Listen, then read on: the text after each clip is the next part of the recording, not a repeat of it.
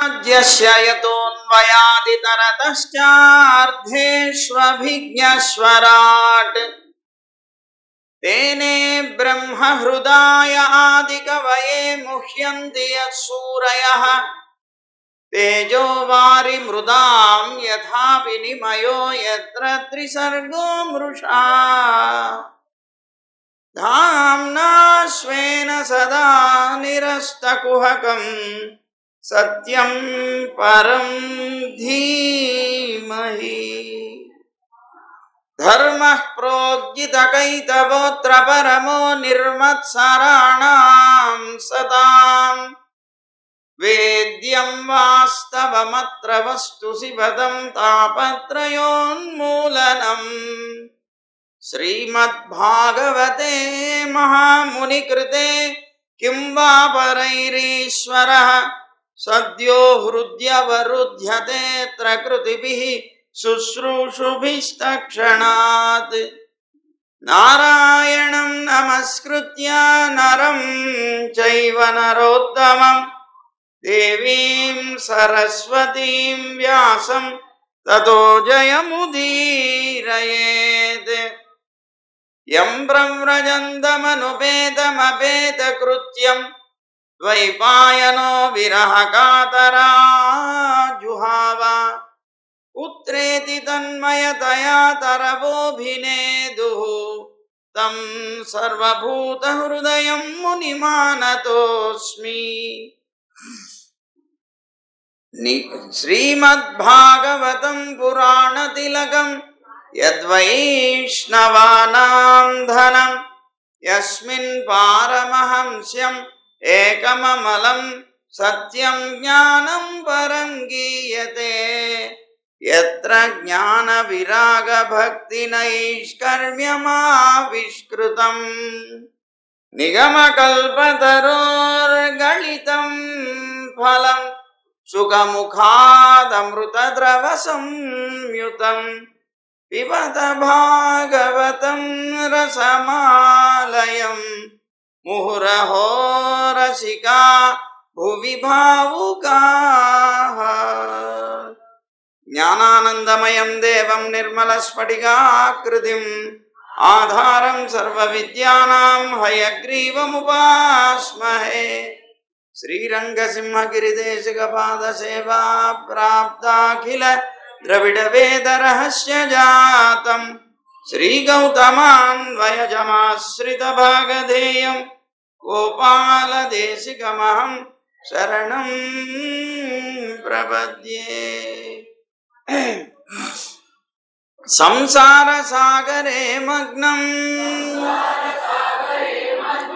दीनं मां करुणानिधे कर्ममोहगृहीताङ्गं मामुद्धर भवार्णवात्।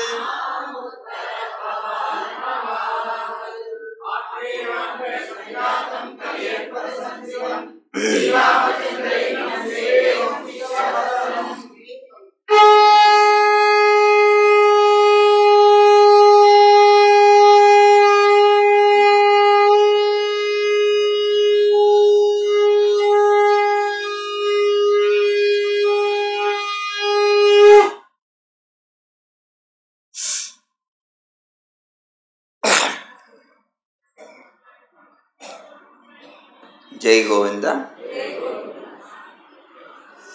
సుఖ మహర్షి చెప్తున్నారు పరీక్షణ్ మహారాజు తోటి, రాజా ఒకసారి సాంబుడు, ప్రద్యుమ్నుడు, చారుడు, భానుడు, గదుడు మొదలైనటువంటి యదు కుమారులు ఎవరైతే ఉన్నారో యాదవ కుమారులు, వీళ్ళందరూ కూడా విహారం కోసమని ఉపవనానికి వెళ్ళారు. అలా వారు విహరిస్తూ ఉండగా చాలాసేపు విహరించి ఆడుకున్నారు. అక్కడంతా చాలా బాగా ఆడటం చేత వాళ్ళందరికీ కూడా దప్పిక అయింది. దాహం వేసి జలం కోసం అని అక్కడంతా వెతకడం ప్రారంభించారు. అలా వెతికిగా వాళ్ళకి ఒక బావి కనిపించింది. ఆ బావి దగ్గరికి వెళ్ళారు. నీరుంటాయి కదా అని తొంగి చూస్తే దాంట్లో నీళ్ళైతే లేవు, కానీ ఒక విచిత్రమైనటువంటి ప్రాణిని చూశారు. చాలా అద్భుతంగా ఉంది.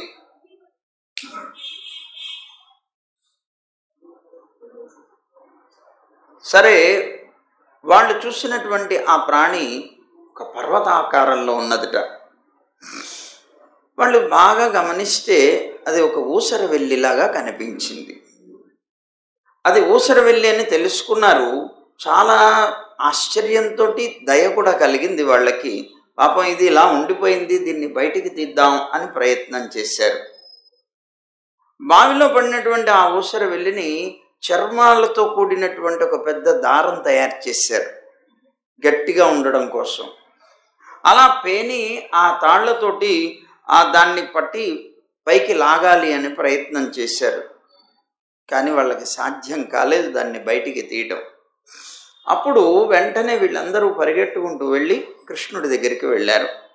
శ్రీకృష్ణుడికి చెప్పారు, నాయన ఇదిగో ఇలా ఉంది, ఆ బావిలో ఇలా ఉన్నది, అది బయటికి తీద్దామని మేము ప్రయత్నం చేసినా రావడం లేదు, చాలా పెద్దగా ఉంది, అది ఊసరవెల్లి అని అనుకుంటున్నాను అన్నారు వీళ్ళందరూ వెళ్ళి.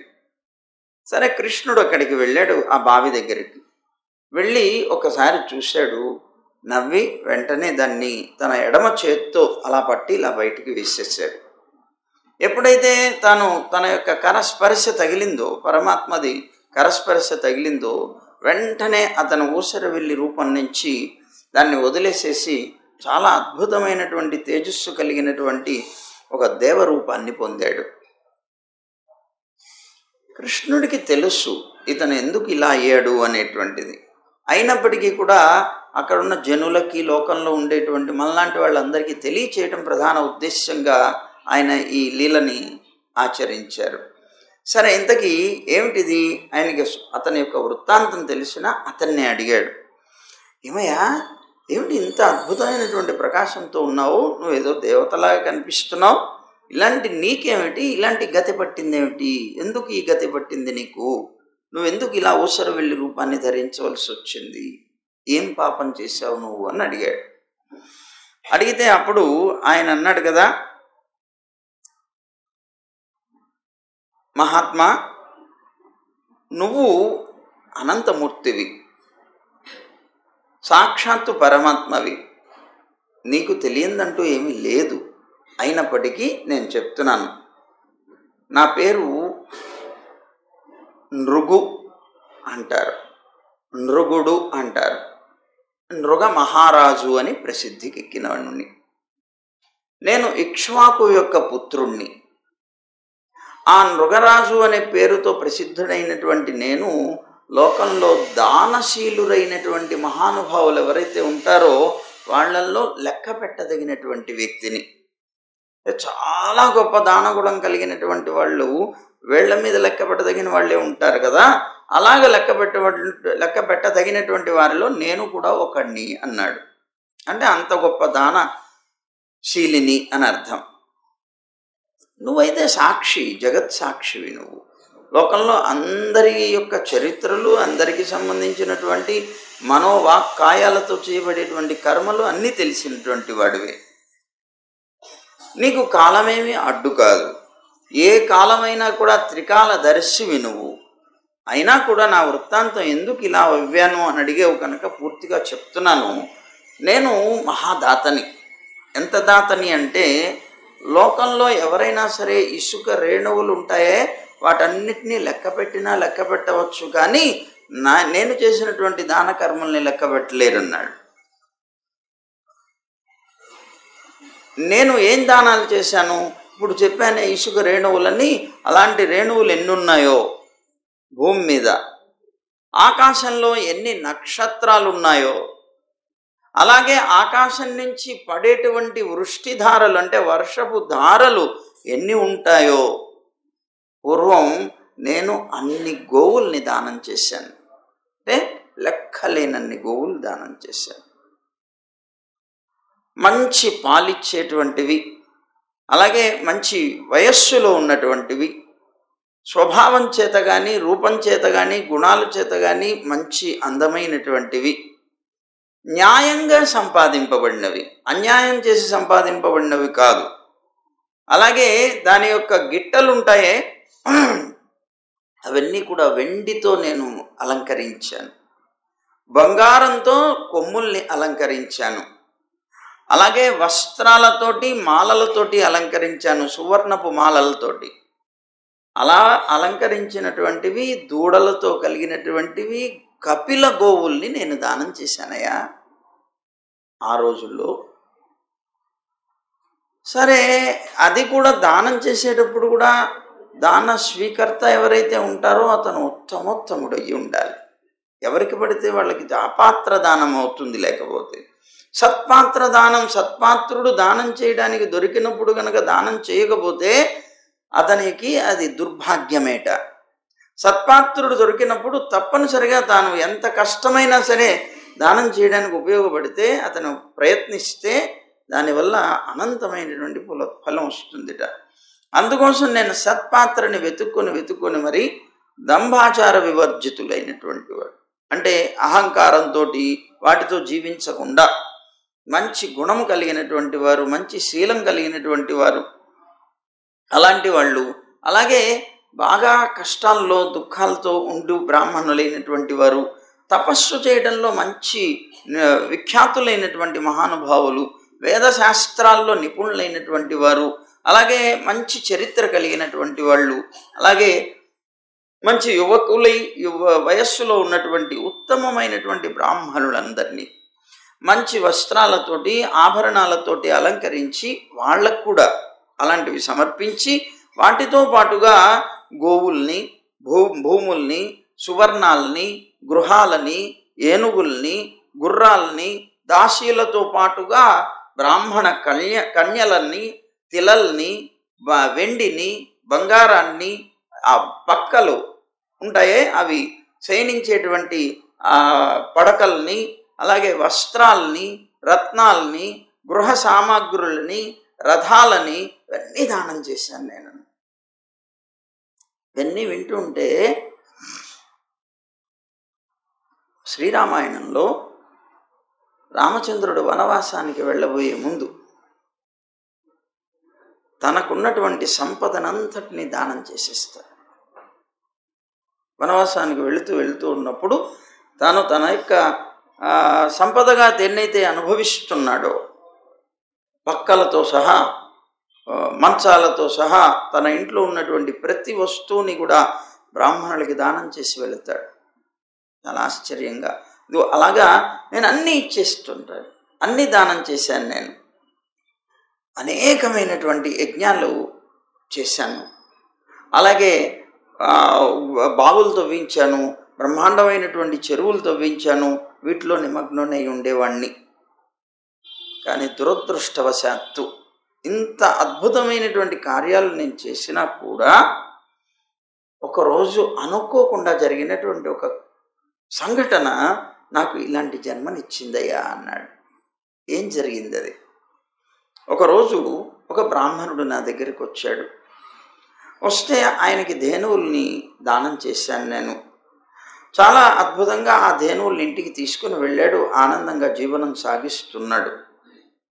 కానీ నా దగ్గర ఉన్నటువంటి మందకి అలవాటు పడినటువంటి ఒక గోవు ఆ గోవుల యొక్క మందలో నుంచి తప్పించుకొని వచ్చి ఎప్పుడు చేరిందో నా గోవుల మందలో చేరిపోయింది. నాకు తెలియదు ఆ విషయం.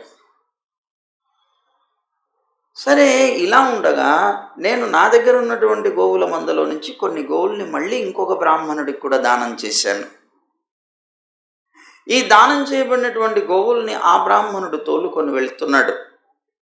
అలా వెళుతూ ఉన్నటువంటి తాను ఇంతకు ముందు నేను దానం చేసినటువంటి ఆ బ్రాహ్మణుడు ఎవరైతే ఉన్నారో అతని ఇంటి ముందు నుంచి ఈ బ్రాహ్మణుడు వెళుతున్నాడు ఈ గోవుల్ని తోలుకుంటూ. అతని మందలో నుంచి ఒకటి తప్పించుకుపోయిందని పాపం అతను వెతుక్కుంటూ ఉన్నటువంటి ఆ గోవు ఈ మందలో కనిపించడంతో పరిగెట్టుకుంటూ వచ్చి, ఇది నా గోవు నువ్వు తీసుకెళ్తున్నావు అన్నాడు ఆ బ్రాహ్మణుడు. అరే నా గోవు అంటావేంటి? ఇప్పుడే కదా నాకు రాజుగారు ఇచ్చారు, దానం చేశారు, నేను తీసుకొని వెళుతున్నాను. కాదు కాదు, ఆ రాజుగారు నాకు దానం చేశారు, నా గుర్తు కూడా ఉంది ఇక్కడ దీని మీద, ఇదిగో నేను పెట్టినటువంటి గుర్తు అని చూపించాడు. కనుక ఈ గోవు నాది, నాకు ఇచ్చేయమన్నాడు. లేదు లేదు, గోవు దానం చేశాడు రాజుగారు కనుక ఆ రాజుగారి దగ్గరికి వెళదాం, వారు ఏం చెప్తే అది చేద్దామన్నాడు. సరే అని ఇద్దరు కూడా అక్కడికి తీసుకొచ్చారు ఈ వివాదాన్ని. రాజుగారి దగ్గరికి వచ్చారు. రాజా, నువ్వు నాకు ముందు దానం చేశావు. ఒకరికి దానం చేసినటువంటి వస్తువుని ఎటువంటి పరిస్థితుల్లో వారి దగ్గర నుంచి తీసుకోకూడదు, మహాపరాధం అది. దాని మీద ఆశ కూడా కలిగి ఉండకూడదు. సరే, నాకు నువ్వు ముందు దానం చేశావు, చేయబడినటువంటి గోవు ఇదిగో ఇతనికి మళ్ళీ నువ్వు దానం చేశావు. నాకు ఇచ్చినటువంటి గోవుని, నాది వస్తువు, నా వస్తువును నువ్వు తీసుకొని మళ్ళీ అతనికి దానం చేసావు కనుక నువ్వు దొంగవి అవుతావు అన్నాడు. అపరాధం చేసిన వాడివయ్యావు, నా గోవును అపహరించినటువంటి దోషం నీకు పట్టిందన్నాడు. మహాభయపడిపోయాడు రాజు. ఇప్పుడు బాపే, ఇదేమిటి, ఇది నాది, నా ఆవు, నువ్వు నాకు దానం చేసింది, అదో అతను తీసుకువెళ్తున్నాడు. అతను అన్నాడు, మహాప్రభు, నేను అతని దగ్గర నుంచి దొంగతనం చేయలేదు, నువ్వే ఇచ్చావు ఇప్పుడు నాకు అన్నాడు. అందుకే నువ్వే దోషి అంటున్నాడు మళ్ళీ అతను. సరే, ఇట్లాగ ఇద్దరూ కూడాను ఆ విధంగా పలుకుతుంటే చివరికి రాజుగారు అన్నారు, మహాప్రభు, నేను లోకంలో దేనికి భయపడను, కానీ బ్రాహ్మణుడికి అపకారం చేస్తే మాత్రం సహించలేను. నేను నిజంగా అంత భయపడుతున్నాను, నన్ను రక్షించండి, నేను పాపిని కాకుండా నరకాన పడకుండా నన్ను రక్షించండి అన్నాడు. అని తానన్నాడు, నేను ఇద్దరికీ 1,00,000 గోవులు ఇస్తాను, ఒక్కొక్కళ్ళకి 1,00,000 గోవులు, ఈ ఒక్క గోవు కోసం 1,00,000 గోవులు నీకు ఇస్తాను, తీసుకుపోమన్నాడు. ముందు దానం చేయబడినటువంటి వ్యక్తి ఉన్నాడే, ఆ బ్రాహ్మణుడు అన్నాడు, నాకు అవసరం లేదన్నాడు, నాకు అలాంటి ఆశ లేదు, నా గోవుని నేను పొందాలి అనుకున్నానే తప్ప నీ దగ్గర నుంచి 1,00,000 గోవులు తీసుకోవాలనేటువంటి ఉద్దేశంతో నేను రాలేదు, కనుక నాకు అక్కర్లేదు, నేను వెళుతున్నానన్నాడు. వెళ్ళిపోయేటప్పటికే పాపం చాలా బెంగపడ్డాడు ఈయన. అతను వెళ్ళిపోయాడు, ఇతను వెళ్ళిపోయాడు, ఇద్దరూ తిరస్కరించేశారు. చాలా బెంగపడ్డాడు. అరే రే, ఇంతకాలం ఎన్ని దానాలు చేశాను, చివరికి నాకు తెలియకుండా ఒక బ్రాహ్మణుడి సొత్తుని అపహరించాను. తెలిసి కాదు, తెలియకుండా. తెలిసి చేస్తే ఇంకా భయంకరమైనటువంటి అపరాధం అది. తెలియకుండా చేసిన దానికే ఇంత ఘోరమైనటువంటి స్థితి కలిగింది. అందుకని వెంటనే అన్నాడు, చాలా దుఃఖపడుతూ ఉన్నాడు. ఇలాగే దుఃఖంతోనే జీవించాడు పాపం, చివరిదాకా చనిపోయాడు. చనిపోయినప్పుడు ఇతను యమదూతలు వచ్చారు, ఇతన్ని పట్టుకెళ్ళారు. యమలోకానికి తీసుకొని వెళితే అప్పుడు యమధర్మరాజు ఇతని యొక్క చిట్టా అంతా చూస్తే బ్రహ్మాండమైనటువంటి పుణ్యఫలం ఉన్నది, అనంతంగా ఉన్నది పుణ్యఫలం. చాలా అద్భుతమైనటువంటి దానాలు చేశాడు. వెంటనే యమధర్మరాజుకి అన్నాడు కదా అతనితోటి, రాజుతోటి, ఏమయ్యా, నువ్వు ముందు, నీకు పాపఫలం కొద్దిగా ఉంది, పుణ్యఫలం చాలా ఎక్కువగా ఉంది, మరి నువ్వు ముందు పాపఫలాన్ని అనుభవిస్తావా, పుణ్యఫలాన్ని అనుభవిస్తావా అని అడిగాడు. అడిగితే వెంటనే ఇతను అన్నాడు, నువ్వు చేసినటువంటి దాన ధర్మాలు ఏవైతే ఉన్నాయో వాటికి దివ్యమైనటువంటి లోకాలు నీకు సంప్రాప్తిస్తాయి, నీకేం కావాలో కోరుకో అన్నాడు. అంటే అప్పుడు రాజుగారు అన్నారు కదా, నేను ముందు అశుభ ఫలాలనే అనుభవిస్తా, తర్వాతే ఆనందంగా నేను సుఖాలని, నా చేసినటువంటి పుణ్యఫలాలను అనుభవిస్తాను అన్నాడు రాజు. అంటూ ఉండగానే వెంటనే అక్కడి నుంచి పతితుడైపోయాడు, కింద పడిపోయాడు భూమి మీదకి. ఎప్పుడైతే అతను అలా పడిపోతున్నాడో ఊసరవెల్లి రూపాన్ని ధరించాడు, ఆ ఊసరవెల్లి రూపంలో కింద పడ్డాడు. అది స్వామి జరిగింది అన్నాడు. కేశవ, నేను అసలు సహజంగా నా యొక్క గుణాలన్నీ కూడాను ఒక బ్రాహ్మణుడి యొక్క గుణాలతోనే నేను జీవించాను. ఎప్పుడూ కూడాను అహంకరించడం కానీ, ఇతరులను అపహరించడం కానీ, ఇతరులను వంచి మోసం చేయటం కానీ ఇలాంటివి ఏవి నా దగ్గర లేవు. నేనెప్పుడూ దానం చేశానే తప్ప ఇంకొకరిది అపహరించలేదు, తీసుకోలేదు. నీ దాసుణ్ణి, నీ దర్శనాన్ని అభిలషిస్తూ జీవిస్తున్నటువంటి వాణ్ణి. అందువల్లనే నేను ఈవేళ ఇలాంటి పరిస్థితి పొందిన నా పూర్వజన్మ సంబంధమైనటువంటి జ్ఞానం నా నుంచి పోలేదు అన్నాడు. అంటూనే, దేవా, యోగేశ్వరులైనటువంటి వారు ఉపనిషత్తులనేటువంటి నేత్రాల ద్వారా నిర్మలమైనటువంటి హృదయంలో, వారి యొక్క హృదయాల్లో ఎవరినైతే ధ్యానిస్తూ ఉంటారో అలాంటి అధోక్షజుడు అయినటువంటి పరమాత్మ స్వరూపుడైనటువంటి నీ యొక్క దృష్టి పథంలోకి నేను వచ్చానంటే నిజంగా నా ధన్యత అనుకున్నాడు. నేను అసలు ఈవేళ నువ్వు వస్తావు, నీ చేత నేను పవిత్రుడిని అవుతాను అనేటువంటి భావన కూడా నాకు లేదు, కనీసం ఊహ కూడా లేదు. నేనేదో పుణ్యాలు చేశాను, నేనేదో పాపం చేశాను, ఆ పాప ఫలాన్ని ఈవేళ అనుభవిస్తున్నాను, అది అయిపోగానే పుణ్యాన్ని అనుభవిస్తాను, ఇంత మటుకు మాత్రమే నాకు తెలుసు. కానీ అసలు నువ్వెలా వచ్చావో, ఈ సంసారంలో, ఈ జగత్తులో సంసార దశ అనేటువంటిది లేని వారికి మాత్రమే నీ యొక్క దర్శనం అవుతుంది అని నేను విన్నాను.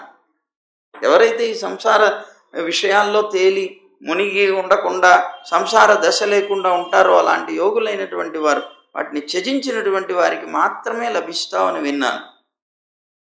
కానీ అధికమైనటువంటి దుఃఖం వల్ల అందమైనటువంటి, అంటే మూఢమైనటువంటి బుద్ధితో ఉండేటువంటి నాలాంటి వాళ్ళకు కూడా నువ్వు దర్శనం ఇస్తావంటే ఆశ్చర్యంగా ఉందయ్యా అని ఆశ్చర్యపోయాడు. దేవదేవ, జగన్నాథ, గోవింద, పురుషోత్తమ, నారాయణ, హృషికేశ, పుణ్యశ్లోక, అచ్యుత, అవ్యయ, ప్రభు, కృష్ణ అని నామాలతో ఆయన్ని స్తోత్రం చేశాడు. ఇక నాకు అనుమతినివ్వు, నేను స్వర్గలోకానికి వెళ్ళిపోతాను. నా పాప ఫలం ఇంతటితో పూర్తయిపోయింది. ఎప్పుడైతే నీ స్పర్శ జరిగిందో వెంటనే నాకు ఆ పాపం నశించిపోయింది, నేను వెళుతున్నాను. కానీ నేను నిన్ను ప్రార్థించేటువంటిది ఒకటే కోరిక. నేను స్వర్గంలో ఉన్నా కూడా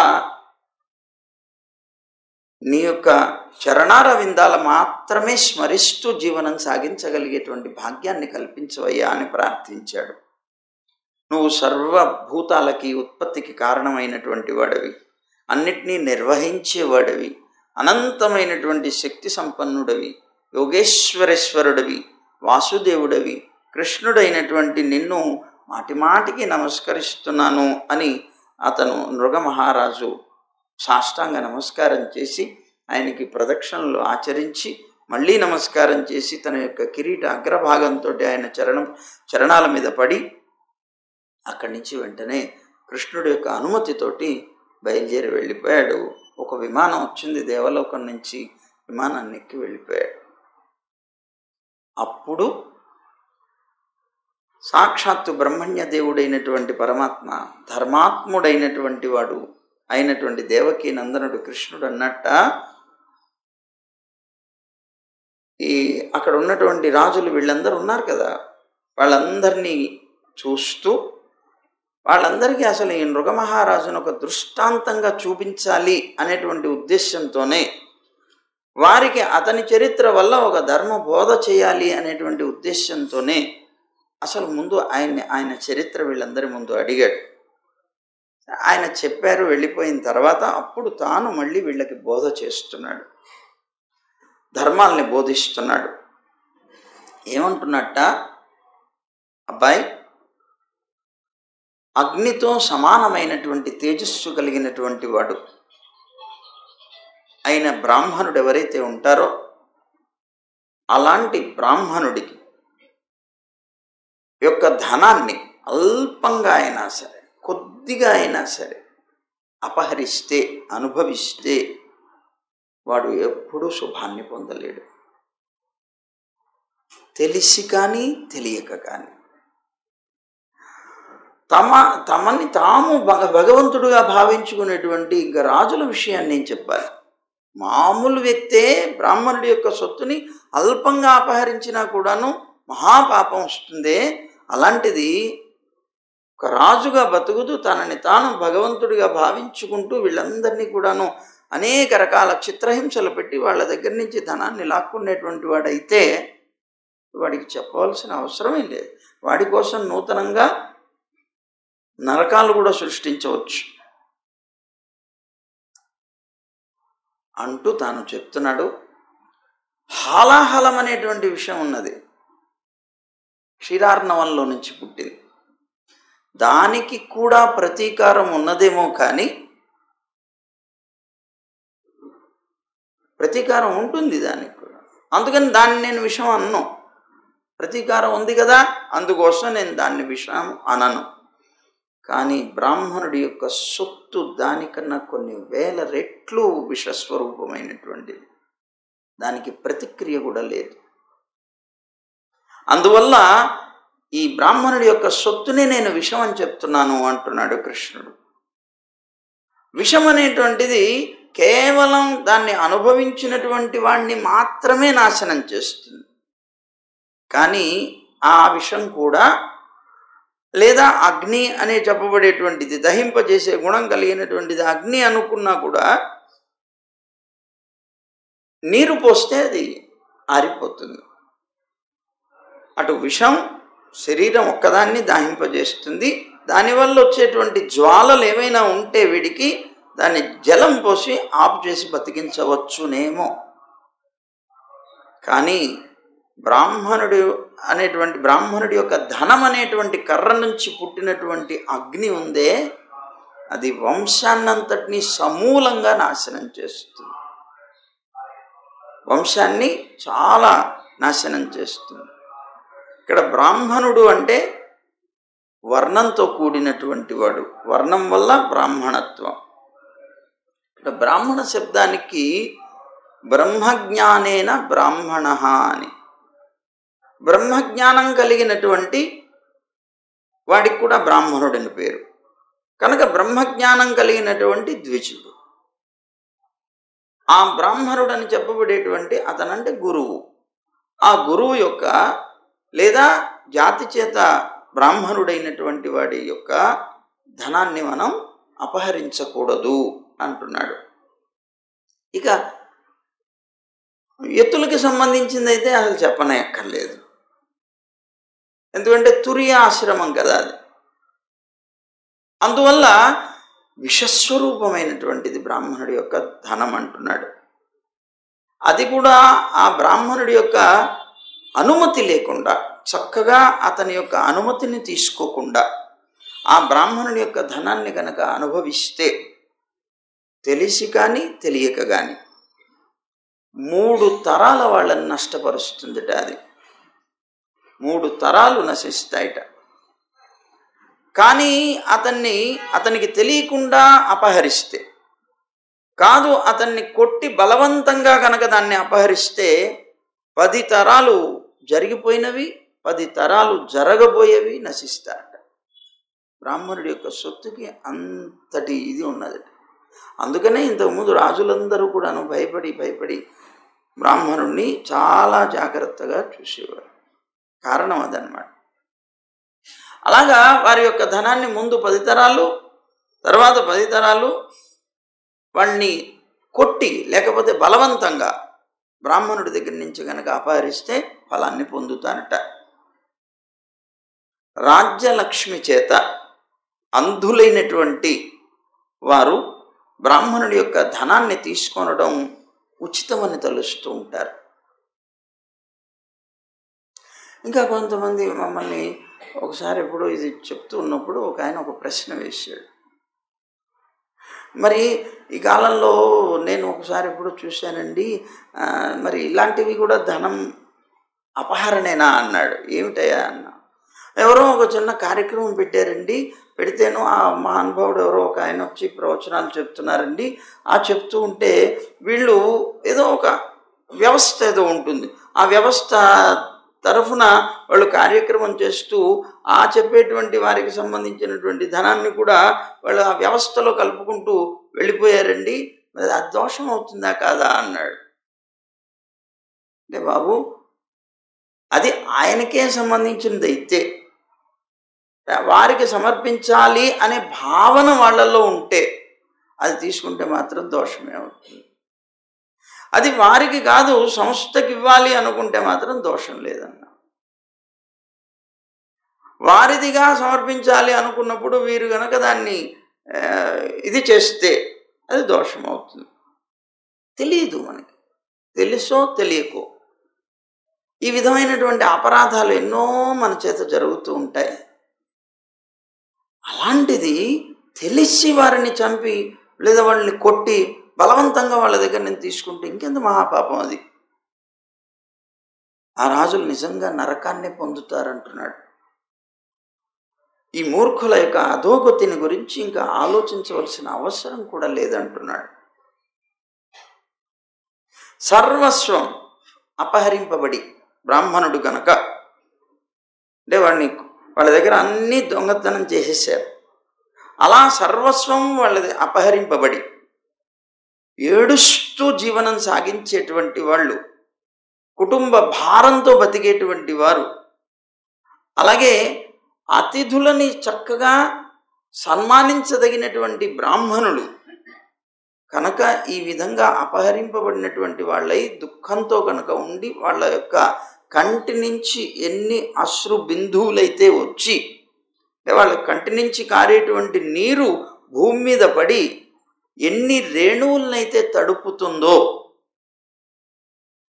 అశ్రు బిందువులు ఎన్ని ధూళి కణాలనైతే తడుపుతాయో అన్ని సంవత్సరాలట ఈ బ్రాహ్మణుడి యొక్క సొత్తుని పరోక్షంగా కానీ ప్రత్యక్షంగా కానీ అపహరించినటువంటి వారు కుంభీపాక నరకాన్ని పొందుతారట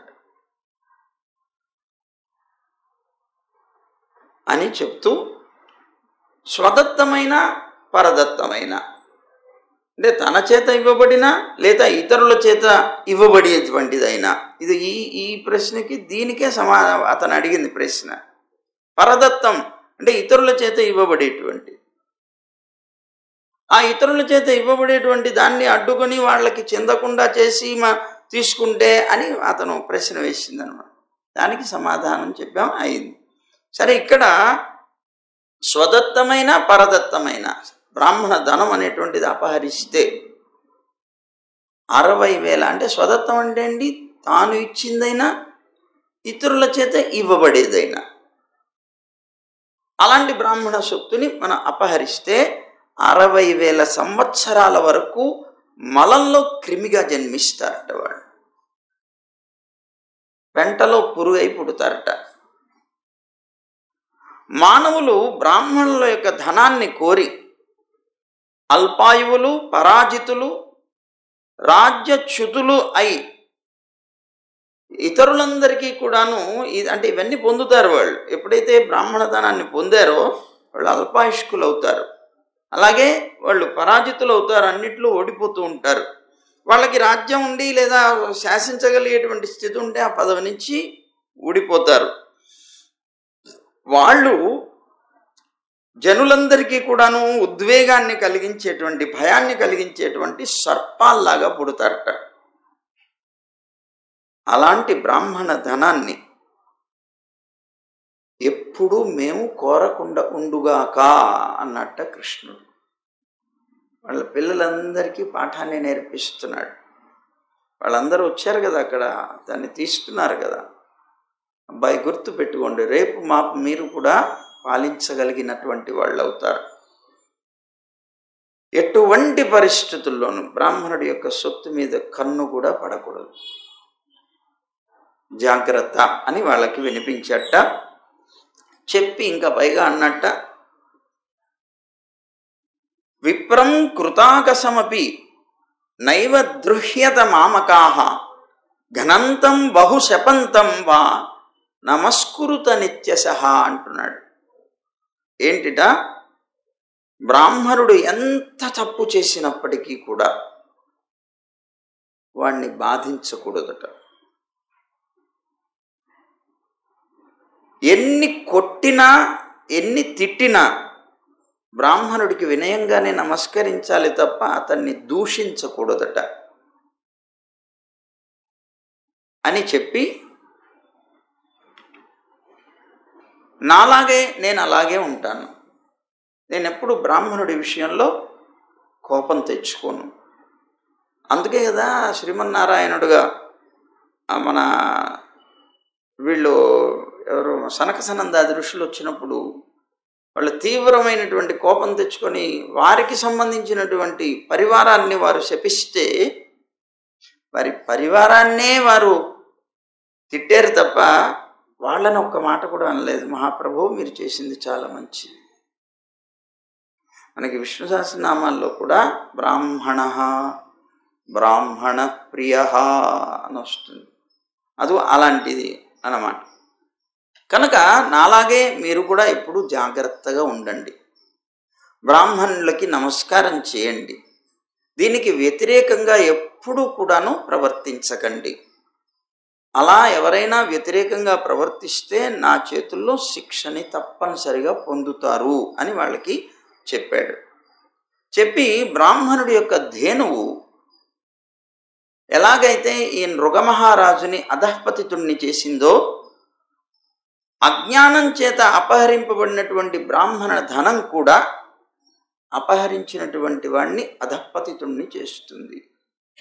అందువల్ల తెలిసి కానీ తెలియక కానీ ఎటువంటి పరిస్థితుల్లో మన ద్రవ్యంలో వారి యొక్క ద్రవ్యం పైస కూడా కలవకుండా జాగ్రత్త పడాలి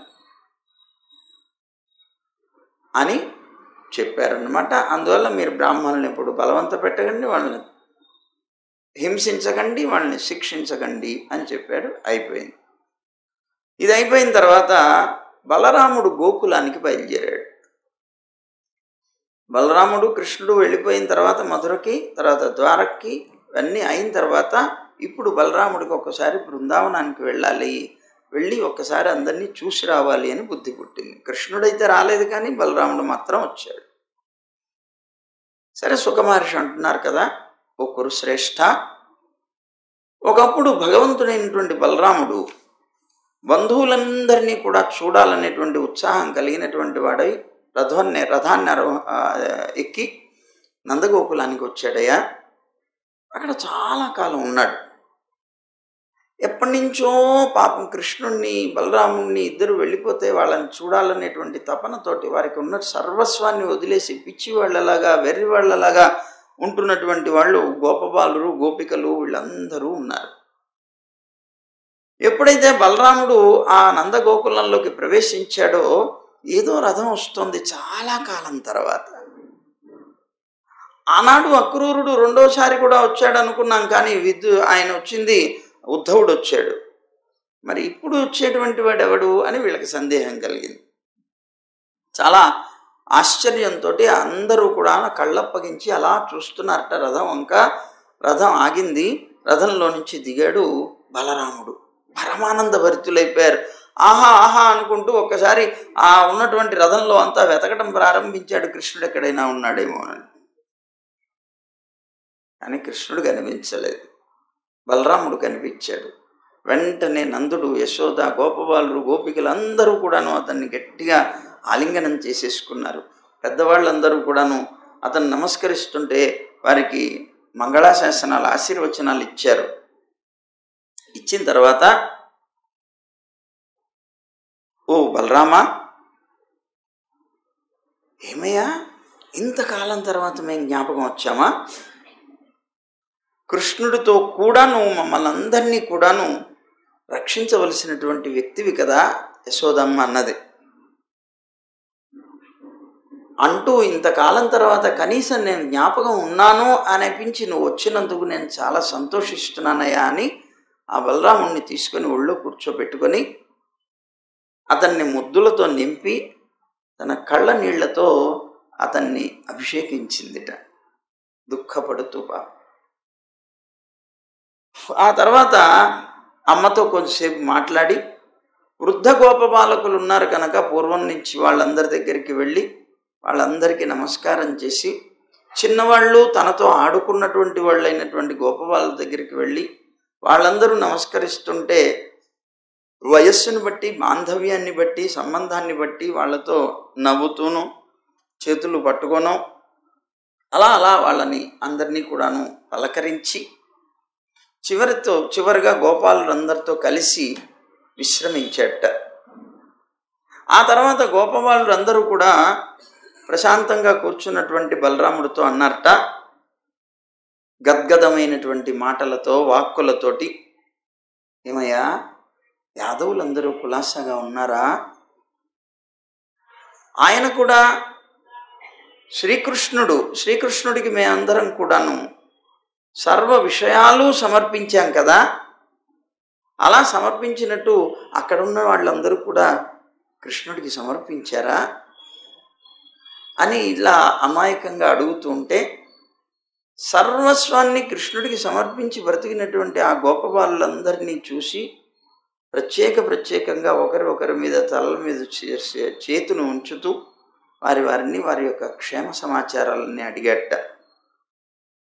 వాళ్ళని ఇట్లా అడిగిన తర్వాత మళ్ళీ వీళ్ళు అన్నారట, రాముడా, మా బంధువులైనటువంటి యాదవులందరూ వారి యొక్క భార్యాపుత్రులతోటి కులాసాగా ఉండి మమ్మల్ని ఎప్పుడైనా అసలు తలుచుకుంటారా? ఏదో బతికాము, ఇక్కడ వెళ్ళిపోయాం, మళ్ళీ వాళ్ళతో నాకేంటి సంబంధం అనే ఉద్దేశంతో ఉంటున్నారా అని వాళ్ళు అడుగుతూ ఉంటే గోపికలు వచ్చారట. వాళ్ళు వచ్చి అన్నారట, బలరాముడి మీద అత్యంతమైనటువంటి గౌరవం ఉన్నది, ఆ గౌరవాన్ని ప్రదర్శిస్తూనే ఒక పక్క వాళ్ళ యొక్క దుఃఖంతో కూడినటువంటి నవ్వు నవ్వారట. నవ్వి, అవును బలరామా, కృష్ణుడు అక్కడ ఉన్నటువంటి పురస్త్రీలందరికీ కూడాను ప్రియుడుగా బతుకుతున్నాడా? ఆ ప్రియుడై శ్రీకృష్ణుడు సుఖంగా ఉన్నాడా అడిగారట. ఎప్పుడైనా వాళ్ళ తల్లిదండ్రుల్ని కానీ లేక బంధువుల్ని కానీ ఎప్పుడైనా అసలు తలుచుకుంటూ ఉంటాడా కృష్ణుడు? ఏమయ్యా, తల్లిని చూడటానికైనా కనీసం ఒక్కసారైనా వస్తాడా? ఎంత రోధిస్తుంది ఆ యశోద. కృష్ణుడు వెళ్ళే దగ్గర నుంచి ఆవిడ పొత్తిళ్లలో పాలు తాగినటువంటి పిల్లవాడు అతను. అలా పాలిచ్చి పెంచి అతన్ని ఎంతో అల్లారు ముద్దుగా పెంచినటువంటి ఆ యశోదమ్మ ఎంత దుఃఖిస్తుందయ్యా. అలాంటి ఆ దుఃఖాన్ని పోగొట్టడం కోసం ఒక్కసారైనా సరే అతను వచ్చి కనిపిస్తాడా అన్నారు. అంటే తల్లి కోసం వచ్చినా చాలు, పోనీ మమ్మల్ని మర్చిపోయినా అప్పుడైనా సేవించుకోవచ్చు అనే ఆశ వీళ్ళు అన్నారట. ఇదిగో ఆ కృష్ణుడికి మేం గుర్తున్నావా? మేమందరం నిరంతరం ఎప్పుడూ ఒక్క క్షణం కూడా విడవకుండా అతని యొక్క అద్భుతమైనటువంటి లీలల్ని గానం చేస్తూ మేము నాట్యం చేస్తూ ఆనందంగా జీవించాం కదా. ఎప్పుడు అతన్ని తలుచుకునేటువంటి మమ్మల్ని ఒక్కనాడైనా అతను తలుచుకుంటాడా? అన్నీ వదిలేసి జీవిస్తున్నటువంటి మమ్మల్ని వదిలేసి ఆయన వెళ్ళిపోయాడే స్వామి అని బెంగపడ్డారట. ఎవరి కోసమైతే మేమంతా తల్లిదండ్రుల్ని, సోదరుల్ని, భర్తల్ని, పుత్రుల్ని, అక్క చెల్లెలను, బంధువుల్ని అందరినీ విడిచిపెట్టేశామో ఆ కృష్ణుడు పూర్తిగా మా యొక్క మనస్సుని ఛేదించి పారేసి అనన్యమైనటువంటి ఇంకొక దిక్కు లేకుండా బ్రతికేటువంటి మమ్మల్ని ఎంత నిర్దయగా వదిలేసి వెళ్ళిపోయాడయ్యా. అసలు కనీసం అతని మనస్సులో ఇంతకాలం నుంచి ఇంత గొప్పగా ప్రేమిస్తున్నారే, వీళ్ళని వదిలి వెళ్ళగలిగేటువంటి స్థితి నాకెక్కడిది అని కనీసం మా దగ్గరకు వచ్చి మమ్మల్ని ఓదార్చి మాతో మాట్లాడి మా మనస్సుకి సమాధానపరిచి వెళ్ళగలిగేటువంటి స్థితి కూడా అతనికి కలగలేదే. వెళ్ళేటప్పుడు మేమందరం దీనంగా అక్కడ నిలబడితే నేను మళ్ళీ వస్తాను అని ఒక మాట చెప్పిపోయాడు. బలరామ, యథార్థం చెప్తున్నాం మేము. ఆయన చెప్పినటువంటి ఆ మాటని నమ్మాం. ఎందుకు అంటే తను మా ప్రియుడు కనుక. ప్రియుడైనటువంటి వాడు ప్రేయసి కోసం అబద్ధం చెప్పడు అని విశ్వసించాం కనుక. అలా విశ్వసించినటువంటి మేము ఇంతకాలం కూడా మా ప్రాణాన్ని అతను లేక ఆ వియోగాన్ని భరించలేక ప్రాణాలు తీసేసుకుందామని ఎంతో ప్రయత్నం చేస్తున్నా ఆ ఒక్క మాట మాత్రం వచ్చి మమ్మల్ని పట్టి లాగుతుందయ్యా. దానివల్లనే మేము బ్రతుకుతున్నాం. అతని యొక్క మధురమైనటువంటి మాటలు, అతని మధురమైనటువంటి చేష్టలు, ఇవన్నీ మాటి మాటికి మా హృదయాలకి అడ్డొచ్చి ఎప్పుడైతే మేము దుఃఖపడుతూ ఉంటామో అలాంటప్పుడు అవన్నీ జ్ఞాపకం వస్తే ఆ మధురమైనటువంటి వాటిలోకి మా మనస్సు వెళ్ళిపోయి మా దుఃఖం ఆగిపోతుంది. అవే మాకు దారిబద్ధంగా బతుకుతున్నాం.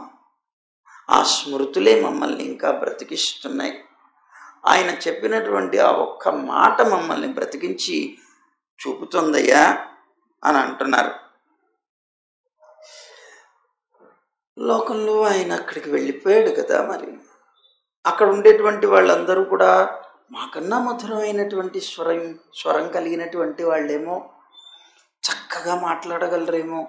వినయ విధేయతలు మా దగ్గర ఎక్కడ ఉంటాయి? మేము గ్రామాల్లో బతికే వాళ్ళం కదా. అందుకని అక్కడ పురస్త్రీలు కనుక వాళ్ళ దగ్గర మంచి వినయం, విధేయత ఇలాంటివి ఉంటాయేమో. అలాంటి వాడు ఈ స్త్రీల మీద ఎందుకు చూపిస్తాడులే శ్రద్ధ అన్నారట బాబు. ఇంకో గోపిక అన్నదట, అక్కడ బుద్ధిమంతులైనటువంటి స్త్రీలు ఉంటారే, ఆ పురస్త్రీలు ఉన్నారే, అస్థిరమైనటువంటి చిత్తం కలవాడు. కృతజ్ఞత అనేది అసలు అతని దగ్గర లేనే లేదే. అలాంటి అకృతజ్ఞుడైనటువంటి కృష్ణుడి యొక్క మాటల్ని ఎలా నమ్మి బ్రతుకుతున్నారో నాకు అర్థం కావట్లేదు అన్నది పాపం గోపిక. మనం నమ్మాం, మనం మోసపోయాం. అందుకే ఆయన్ని మాయావి అన్నాం, కపటుడు అన్నాం, ఎన్నో రకాలు అన్నాం. మనకైతే అనుభవం అయింది కాబట్టి మనకి తెలిసింది. పాపం వెర్రి వాళ్ళు, కొత్త వాళ్ళు కదా, వాళ్ళకి తెలియదు. వాళ్ళు ఆయన యొక్క మాటలను మనలాగే మనతో మాట్లాడినట్లే మధురంగా మాట్లాడేస్తే నిజమే అనుకొని నమ్మేశారేమో. వెర్రివాళ్ళు ఎలా బతుకుతున్నారో ఏమిటో అన్నదిట పాపం. అంటే ఇంకో గోపిక అన్నదిట, పురస్త్రీలందరూ మనం మోసపోలే, మనం దేనికి మోసపోయాం? ఆయన మధురమైనటువంటి మందహాసానికి మోసపోయాం, ఆయన చూసేటువంటి చూపులకి మోసపోయాం, అలా ఆయన మాట్లాడేటువంటి మధురమైనటువంటి మాటలకి మోసపోయాం. అంతే. ఆయన యొక్క విచిత్రమైన వాక్కులకి, చూపులకి, నవ్వుకి మోసపోని వాళ్ళు ఎవరున్నారు లోకంలో? మనమేనా? వాళ్ళు మోసపోయి ఉంటారు అన్నదిట ఒక గోపిక. ఊరుకోండి అన్నదిట ఇంకో గోపిక. మాట్లాడకండి, ఎందుకు మాటి మాటికి ఆయన్నే తలుస్తారు? వద్దు, ఇంకా ఆయన ప్రసంగమే వద్దు, మానేసేయండి. ఇంకేదైనా ఇతర విషయాలు చెప్పండి. మాటి మాటికి ఆయన ఎందుకు? అయినా మన ఎడబాటు వల్ల ఆయనకి దుఃఖం లేనప్పుడు ఆయన ఎడబాటు వల్ల మనకెందుకు దుఃఖం ఉండాలి అన్నదిట ఒక గోపిక. వెర్రివాళ్ళం కాకపోతే ఇంకా ఆయన మనని వదిలేసి ఇలా మోసం చేసి వెళ్ళిపోయినా కూడా ఆయన కోసమే ఆయన్నే తలుస్తూ ఇంకా బతుకుతున్నాం, పిచ్చివాళ్ళం అనుకున్నట్ట బాబు. అలాగా కృష్ణుడి యొక్క అద్భుతమైనటువంటి నవ్వుని, మనోహరమైనటువంటి సంభాషణల్ని, సుందరమైనటువంటి చూపుల్ని, నడకల తీరుని, ప్రేమతో ఆ గోపికల్ని ఆలింగనం చేసుకున్నటువంటి స్థితిని ఇవన్నీ కూడా స్మరించి బోరున ఏడ్చేశారట బాబు. రోజు ఏడుస్తూనే ఉన్నారు. ఈవేళ బలరాముడు కనిపించేటప్పటికే ఇంకా దుఃఖం ఒక్కసారి పొంగుకొచ్చేసింది పాపం వాళ్ళకి. సరే, బలరాముడు చూశాడు, అమ్మో నేను వచ్చి వీళ్ళందరికీ మళ్ళీ జ్ఞాపకం చేశానేమో అనుకున్నాడు. వీళ్ళు కృష్ణుని తలుచుకొని ఎంత దుఃఖిస్తున్నారు అని చాలా అనునయంగా మాట్లాడడంలో మంచి నేర్పు కలిగినటువంటి వాడు కనుక బలరాముడు వెంటనే ఆయన మాటలతోటి వాళ్ళందరి యొక్క మనస్సుని శాంతపరిచాట. కృష్ణుడు మీకోసం సందేశం పంపించాడు, అందుకే నేను వచ్చాను. మీ మీద ఆయన గుర్తు లేకపోతేనే కృష్ణుడు పంపించలేదు, ఈయనే వచ్చాడు. కృష్ణుడు సందేశాన్ని పంపించాడు, అదిగో ఆ సందేశం ఇవ్వడానికే నేను వచ్చాను. ఆ కృష్ణుడు నిరంతరం మిమ్మల్ని అలాగే తలుస్తున్నాడు బాబు అని వాళ్ళ యొక్క మనస్సుకి కొద్దిగా మేము గుర్తున్నాము అని అనిపించి మనస్సు శాంతి పడేలాగా చేశాడు. సరే, ఆయన రాత్రి సమయంలో గోపికల యొక్క ప్రేమల్ని వృద్ధి పొందుస్తూ గోకులంలో చైత్రమాసం అలాగే వైశాఖ మాసం 2 మాసాలు కూడాను గడిపెట్ట. అక్కడ మంచి పూర్ణ చంద్రుడు వచ్చేటువంటి ఆ పూర్ణిమ నాడు మంచి ఆ రోజుల్లో మరి వైశాఖ మాసం అంటే మల్లెపూల యొక్క ఇది ఎక్కువగా ఉంటుంది కనుక ఆ నదీ తీరంలో ఉండేటువంటి మల్లె చెట్ల నుంచి పూసినటువంటి పువ్వుల యొక్క పరిమళం గుబాళిస్తోందట అక్కడ. ఆ సౌరభం చేత ఆ పూల యొక్క వాసనంతా వాయువు తీసుకొస్తుంటే ఆనందిస్తూ ఆ యమునా నది తీరంలో స్త్రీలతో కలిసి తిరుగుతున్నట్ట. బలరాముడు వచ్చాడు రేపల్లకి ఇక్కడ తిరుగుతున్నాడని వరుణదేవుడు ఆయన కోసం అని దివ్యమైనటువంటి వారుణి అనేటువంటి ఒక సురని పంపించాట. అది కూడా అక్కడ ఉండేటువంటి ఒక చెట్టు తొర్రలో నుంచి వచ్చిందిట. అది ఆ వచ్చినటువంటి సుర అద్భుతమైనటువంటి పరిమళాన్ని మొత్తం కూడాను వెదజల్లుతోందిట. అది చూసేటప్పటికే బలరాముడు అక్కడికి వెళ్ళాడు. చూస్తే వరుణుడు పంపించాడు దాన్ని. ఆ సురని తీసుకున్నాడు, తాను త్రాగేశాడు వాటిని. అప్పుడు బలరాముడికి ఇదో ఆడ ఏనుగులతో కూడినటువంటి అధిపతి అయినటువంటి మగ ఏనుగు సంచరించినట్లుగా ఆ గోపికలందరితోటి విహరిస్తున్నట్ట. గంధర్వులందరూ ఆయన యొక్క చరిత్రను గానం చేస్తున్నారట. ఇప్పుడు ఆకాశంలో దుందుబులు మోగాయట, అప్పుడు పుష్ప వర్షం కురిపించారట, అందరూ స్తోత్రం చేస్తున్నారట. అప్పుడు ఈ స్త్రీలందరూ కూడాను ఆయన యొక్క చరిత్రను అద్భుతంగా గానం చేస్తున్నారట. తను మదమత్తుడై ఉన్నట్ట ఆ వారుని అనేటువంటి సురని తీసుకోవటం వల్ల. ఆ మదమత్తుడై ఉన్నటువంటి తాను ఆయనకి ఆభరణాలు ఉన్నాయి, వైజయంతి మాల, దాంతోపాటుగా ఆయనకి స్వేద బిందువులు అంటే చెమట కూడా పట్టిందిట. అలా వచ్చినటువంటి తాను మందహాసం చేస్తూ జలకేళి చేయాలి అనిపించిందిట. యమునలో దిగి జలాలతో కేళి ఆనందంగా విహరించాలనుకున్నట్ట. అనుకున్నటువంటి తాను బాగా మత్తుతో ఉన్నాడు, కళ్ళు ఎర్రగా ఉన్నాయి. అలా ఉన్నటువంటి ఆ బలరాముడు ఒక్కసారి యమునని చూసి యమున దగ్గరికి వెళ్ళి యమునలోకి వెళ్ళాలి అనుకొని వెళ్ళబోతున్నాడు జలకేళి కోసం. యమున భయపడిపోయిందిట. ఈ రూపాన్ని చూసి తను ఉన్నటువంటి స్థితిని చూసి భయపడిపోయి లోపలికి వెళ్ళిపోతోందిట.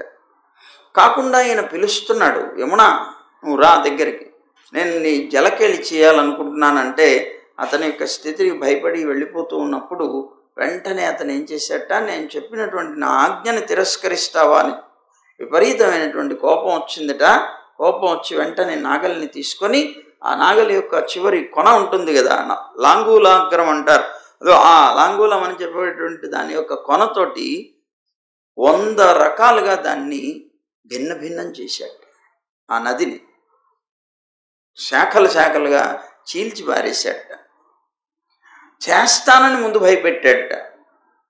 బలరాముడు ఇలా నేను ఎట్లా ఉండనివ్వను, నేను అంతా చీల్చి పారేస్తానంటూ ఉంటే వెంటనే భయపడిపోయినటువంటి యమున పరిగెట్టుకుంటూ వచ్చి పాదాల మీద పడింది. అప్పటికే చేశాడే, చేస్తూ 100 భాగాలు చేస్తానంటున్నాడు. భయపడిపోయింది, వచ్చి పాదాల మీద పడి, ఓ మహానుభావ రామ, నీ యొక్క ఏకాంశ చేత ఈ పృథివీ అంతా కూడా నువ్వు ధరింపబడుతుందయ్యా. మరి ఆయన యొక్క 1000 పడగల మీద ఈ భూమి ఆవగింజంత ఉంటుందిట, ఆవగింజంత. అలాంటి నీ యొక్క అద్భుతమైనటువంటి పరాక్రమాన్ని తెలుసుకోలేకపోయాను, నేను నీ యొక్క ముఖస్వరూపాన్ని తెలుసుకోలేదు, అందువల్ల నేను శరణాగతి చేస్తున్నా, నన్ను అనుగ్రహించవయ్యా అని పాదాల మీద పడిందిట.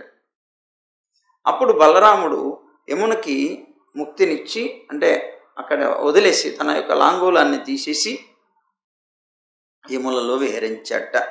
అది ఇప్పటికీ కూడా ఆ గుర్తు ఉంటుందని చెప్తున్నాడు. ఆ తర్వాత అక్కడి నుంచి లేచారట, ఆ జలాల్లో నుంచి స్నానం కేళి చేసి అక్కడి నుంచి లేచేటప్పటికే కాంతిదేవి వచ్చిందిట. కాంతిదేవి అంటే లక్ష్మీదేవి యొక్క ఒక విశేషమైనటువంటి రూపం, మూర్తి, అంశతో కూడినటువంటిది. ఆవిడ వచ్చిందిట. కాంతిదేవి వచ్చి నీల వస్త్రాలని, అలాగే చాలా విలువైనటువంటి భూషణాలని, సుందరమైనటువంటి మాలల్ని ఆయనకి సమర్పించిందిట. వాటన్నిటినీ ధరించేట తాను చాలా అందంగా ధరించి ఐరావతంలాగా ఉన్నట్ట. సరే, పరీక్షణ్ మహారాజుతో సుఖమహర్షి చెప్తున్నారు, ఏమంటున్నారట, ఇవాల్టికి కూడా ఆ యమున బలరాముడి యొక్క నాగలితో లాగబడినటువంటి చిహ్నాలు కలిగింది అయి ఉంటుందయ్యా. ఆ బలరాముడి యొక్క పరాక్రమాన్ని సూచిస్తున్నదా అన్నట్లుగా ఉంటుంది అని అన్నారు. ఇప్పటికీ కూడా మనం చూడొచ్చు. అది ఖేంచా దావూజీ అని అక్కడ పేరు. అంటే ఆయన ఖేంచా అంటే లాగటం అన్నమాట, చీల్చటం. అలా చీల్చినటువంటి వాడు అయ్యాడు కనుక, లాగినటువంటి వాడు అయ్యాడు కనుక అది ఆ దావూజీ అంటే బలరాముడు. ఆ బలరాముడి చేత లాగబడినటువంటి యమున అది అక్కడ మనం చూడవచ్చు. సరే, వ్రజమండలంలో సంచరిస్తున్నటువంటి సమయంలో బలరాముడి యొక్క చిత్తం గోపికల యొక్క మనస్సుతో ఆకర్షింపబడింది. ఆ బలరాముడికి సంబంధించినటువంటి ప్రేమ కలిగినటువంటి గోపికలందరూ కూడాను ఆ బలరాముడితో విహరించారట. సరే, ఇది కొంతకాలం ఇట్లా 2 మాసాలు ఉన్నాడు కదా, అక్కడి నుంచి ఇంకా బయలుదేరి వెళ్ళిపోయాడు. అందరి యొక్క అనుమతి తీసుకొని నందవ్రజానికి వెళ్ళిపోయాడు.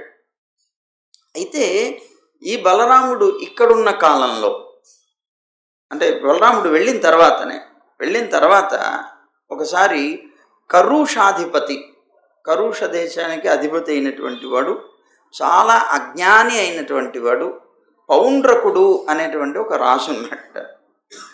వీడు నేనే వాసుదేవుణ్ణి అని ప్రకటించుకున్నట్ట. ప్రకటించుకొని అందరి చేత కూడా వాసుదేవుడు వాసుదేవుడు అని పిలిపించుకోవడం ప్రారంభించట. నేను వాసుదేవుడిని అయితే మరి వాసుదేవుడు ఎలా ఉంటాడు?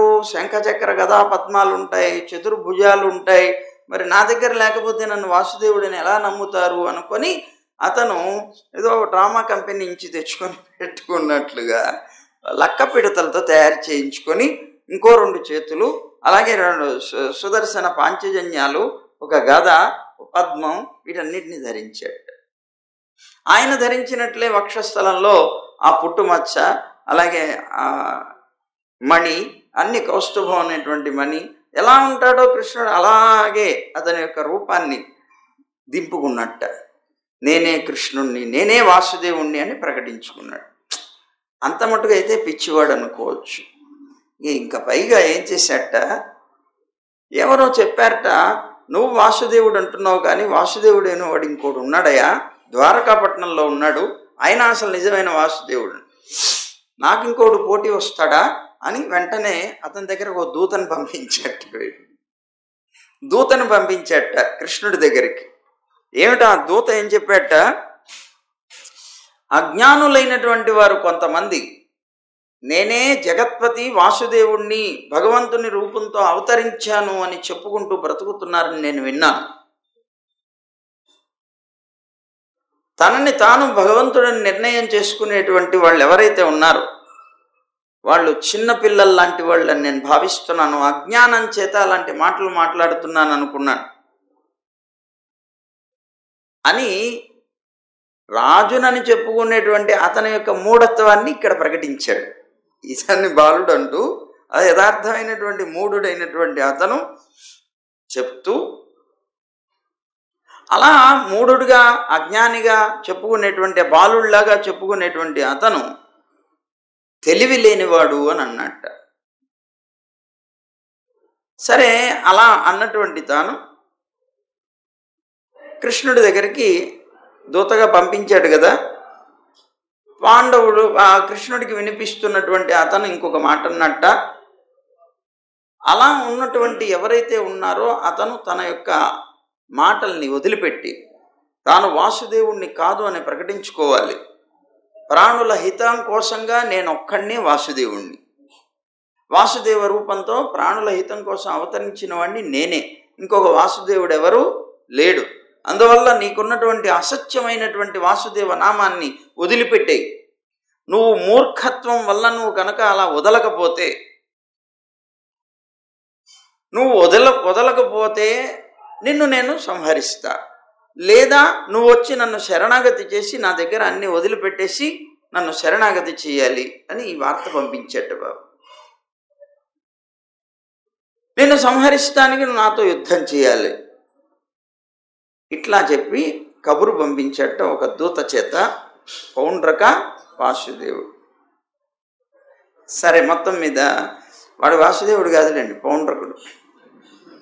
శుక మహర్షి అంటున్నారు, ఈ మాటలన్నీ కూడాను సభలో వినిపిస్తున్నటువంటి దూత యొక్క మాటలు విని ఉగ్రసేనుడు, బలరాముడు, కృష్ణుడు అందరూ కూడాను పెద్దగా నవ్వేశారట. అందరూ పౌండ్రకుడి యొక్క ఆత్మశ్లాఘ అంటారు, తనని తాను గొప్పగా పొగుడుకోవడం, ఇతరులని దూషించడం. ఈ క్రియను చూసి పెద్దగా నవ్వేశారట. సరే, వాళ్ళందరూ హేళన చేసుకున్నారు. వాడు వాసుదేవుడని ఇంకోడెవడో వచ్చాటయ్యా నీకు పోటీ అని కృష్ణుడితో అనుకున్నారు. అప్పుడు కృష్ణుడు అన్నట్టు ఆ దూతతోటి, ఒరే మూర్ఖుడా, నువ్వు వెళ్ళి చెప్పు. నిన్ను అనట్లేదు మూర్ఖుడని, అతన్ని అంటున్నాను, నువ్వు వెళ్ళి అతనికి చెప్పు.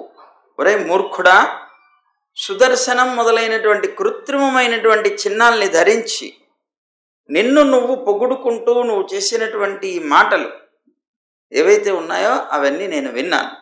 నువ్వేమని చెప్పావు? ఆ చిహ్నాలన్నీ కూడాను విడిపించేయమన్నావు, అంటే తీసేయమన్నావు. తీసేస్తాను, నీవి తీసేస్తాను, నీ చిహ్నాలన్నీ తీసేస్తాను.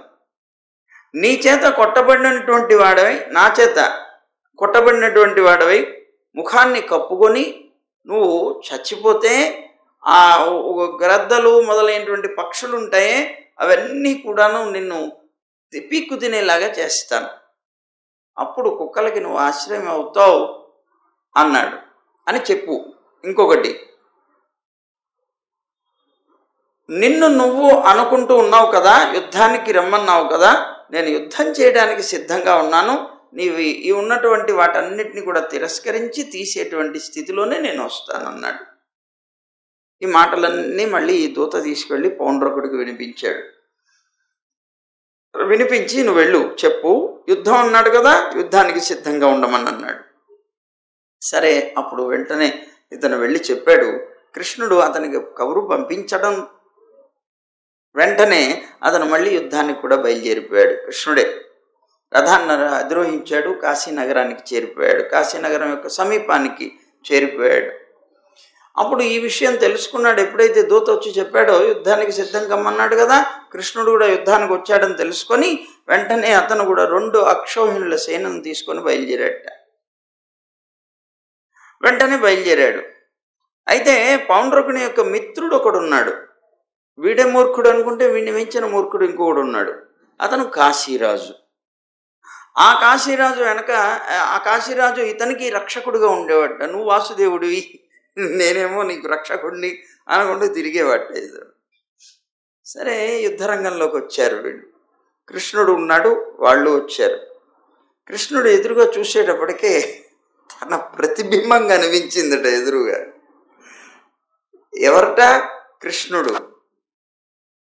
ఆ కృష్ణుడు అన్నమాట. అతనికి శంఖం, చక్రం, గద, శాంగం అనేటువంటి ధనస్సు, ఖడ్గం, శ్రీవత్సం ఇవన్నీ లక్షణాలతోటి కౌస్తుభ మణిని ధరించేట, వనమాలతో విభూషితుడయ్యేట, అలాగే పీతవస్త్రమే కట్టుకున్నట్ట, ఈ ప్రకాశించేటువంటి మకర కుండలాలు ధరించేట, అమూల్యమైనటువంటి కిరీటం, ఆభరణాలతోటి 3 అక్షౌహిణుల సేనలతో వచ్చాడని ఆ గరుడ ధ్వజంట మళ్ళీ అతని రథానికి. ఆ గరుడ ధ్వజంతో వచ్చినటువంటి పౌండ్రకుడిని ఆ యుద్ధంలో చూసేట కృష్ణుడు. ఎట్లా ఉన్నట్టవాడు అంటే, రంగస్థలానికి అంటే నాటకం వేసేటువంటి నాటక రంగానికి వచ్చేటువంటి నటుళ్లాగా కనిపించేట. తనలాంటి వేషాన్ని ధరించినటువంటి పౌండ్రకుడిని చూసి ఆ రంగస్థలంలోనే, అక్కడంటే ఆ యుద్ధ రంగంలోనే కృష్ణుడు పెద్దగా నవ్వేసేట, కడుపు ఉబ్బిపోయేలాగా నవ్వుతున్నట్ట ఆయన్ని చూసి.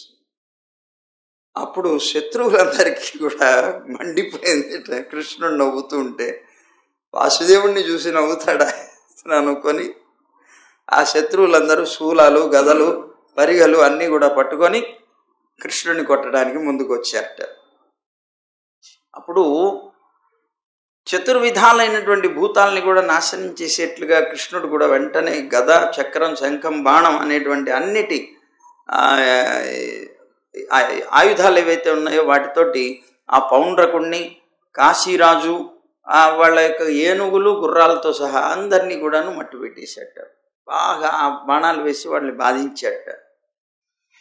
అప్పుడు ఆయన యొక్క చక్రం చేత ఛేదింపబడినటువంటి రథాలు పోయాయి, ఏనుగులు పోయాయి, గుర్రాలు పోయాయి, అన్నీ కూడాను పోయి చివరిలో వీళ్ళు ఒక్కళ్ళు మిగిలారట. సరే, అప్పుడు వచ్చి కృష్ణుడు అన్నట్ట పౌండ్రకుడితోటి, ఓ పౌండ్రక, నువ్వు దూతని పంపించావు కదా, అస్త్రాల్ని విడిపించమన్నావు కదా, అంటే విడిచేసేయమన్నావు కదా. నేను ఇదిగో అందుకోసమే వచ్చాను, ఇప్పుడు నీకున్నటువంటి అస్త్రాలన్నింటినీ కూడా నీ చేత విడిపించడానికే నేను వచ్చాను అన్నట్టు. విడిపిస్తున్నాను చూడు అన్నాడు. నువ్వు ఇంకో మాట కూడా అన్నావు, అస్త్రాలు విడువు అని. విడిపించు అన్నావు, విడువు అన్నా. విడువు అంటే ఏమిటి? నా అస్త్రాలని విడుస్తున్నాను నీ మీద, నీ అస్త్రాలు విడిపించేస్తాను, నా అస్త్రాలని నీ మీదకి విడుస్తాను అన్నాడు. నువ్వు మూర్ఖుడవై నాదైనటువంటి వాసుదేవ నామాన్ని నువ్వు స్వీకరించి నువ్వు వాసుదేవుడు అని చెప్తున్నావు కదా, ఆ వాసుదేవ నామాన్ని నన్ను పరిత్యజించమన్నావు, వదిలేయమన్నావు కదా, ఇప్పుడు వదిలించేస్తాను నీ చేత అన్నాడు. నేను నీతో యుద్ధం చేయడానికి వచ్చాను, నేను శరణాగతి చేయడానికి రాలేదు. కానీ నువ్వేమన్నావు, నన్ను శరణాగతి చేయి, నువ్వు వచ్చి నీ యొక్క రూపాన్నంతటిని వదిలిపెట్టిన శరణాగతి చేయన్నావు. యుద్ధం చేయాలనుకున్నవాడు శరణాగతి ఎలా చేయగలడు? కనుక నేను శరణాగతి చేయడం లేదు, యుద్ధం చేయడానికి వచ్చాను, దా ముందుకన్నాడు. అంటే అప్పుడు బాణాలతోటి కాశీరాజు యొక్క అలా అనేసేసి కృష్ణుడు ఏం చేశాట, తన యొక్క తీక్ష్ణమైనటువంటి బాణాల చేతి పౌండ్రకుడిని అతని యొక్క రథాన్ని పూర్తిగా నాశనం చేసేసి చివరికి మన ఇంద్రుడు కనుక పర్వత శిఖరాన్ని కొట్టేసినట్లుగా తన వజ్రాయుధంతో సుదర్శన చక్రాన్ని వదిలేట అతని యొక్క శిరస్సు ఖండించేయటాన్ని. అది వెళ్ళింది, శిరస్సును ఖండించేసింది. అయితే ఇతను మహాద్వేషి, పౌండ్రకుడు కృష్ణుడి మీద మహాద్వేషం కలిగినటువంటి వాడు. అయినప్పటికీ ఇతను మోక్షం పొందాడు. ఎందుకుట అనంటే నారాయణుడి యొక్క వేషాన్ని ధరించాడు. ఆ వేషంతో తనని తాను ఎప్పుడూ కూడా నారాయణ స్మరణ చేసుకుంటున్నాడు.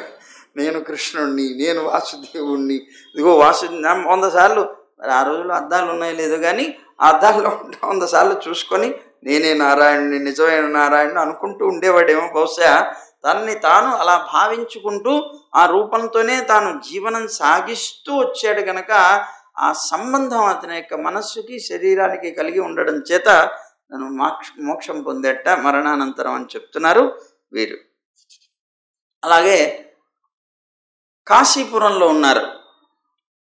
ఈ కాశీపురంలో ఉండేటువంటి జనులందరూ, కాశీరాజు ఒకడు ఉన్నాడు కదా, పౌండ్రకుడిని ఎప్పుడైతే చంపేశాడో వెంటనే కాశీరాజు పరిగెట్టుకుంటూ వచ్చాడు. నా స్వామి, నా వాసుదేవుణ్ణి చంపేశావా అని పరిగెట్టుకుంటూ వచ్చాడు. వచ్చి వెంటనే అతను యుద్ధానికి ముందుకు వస్తుంటే కృష్ణుడు ఏం చేశాట, వెంటనే తన యొక్క సుదర్శనంతో ఆ కాశీరాజు తలను కూడా ఎగరగొట్టి పారేసి ఆ ఎగరగొట్టబడినటువంటి తలని కాశీరాజు యొక్క రాజ్య ద్వారం ఉంటుంది, ప్రధాన ద్వారం, అక్కడికి విసిరేసేట. ఎప్పుడైతే అక్కడ పడిపోయిందో అక్కడ ఉన్నటువంటి ప్రజలందరూ కూడాను వాళ్ళు తిరుగుతూ ఉంటారు కదా, తిరిగే వాళ్ళు చూశారట, ఎవరిది ముఖం అని వీళ్ళందరికీ సంశయం కలిగిందిట. వెంటనే అప్పుడు మన రాజుగారి ముఖమేరా, ఎవరో తరలేశారు పాపం, ఇలా అనుకున్నారట. అప్పుడు వెంటనే ఆయనకు భార్యలు, పౌరులు అందరూ పరిగెట్టుకుంటూ వచ్చారట. వాళ్ళందరూ కూడాను చాలా దుఃఖించారట. అప్పుడు ఈ కాశీరాజు యొక్క పుత్రుడు ఉన్నట్ట, సుదక్షిణుడు అని పేరు కలిగినటువంటి వాడు.